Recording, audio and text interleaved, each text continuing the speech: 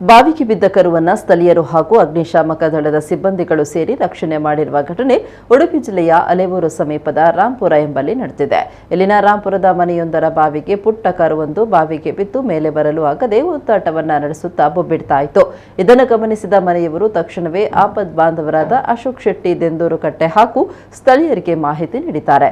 ಈ ಬಗ್ಗೆ ಮಾಹಿತಿ ಪಡೆದ ಅಶೋಕ್ ಶೆಟ್ಟಿ ದೆಂದೂರು ಕಟ್ಟೆ ಸ್ಥಳೀಯರು ಹಾಗೂ ಅಗ್ನಿಶಾಮಕ ದಳ ಸಿಬ್ಬಂದಿಗಳು ಒಟ್ಟು ಸೇರಿ ಕಾರ್ಯಾಚರಣೆ ನಡೆಸಿ ಕರುವನ್ನ ಬಾವಿಯಿಂದ ಮೇಲಕ್ಕೆತ್ತಿ ರಕ್ಷಿಸಿದ್ದಾರೆ.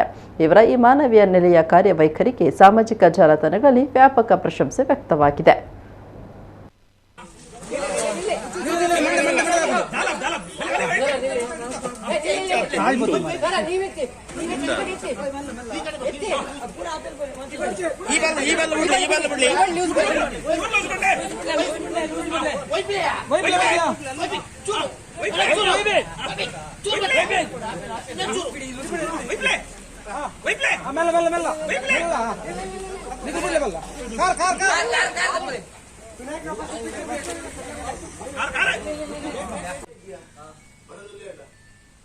कार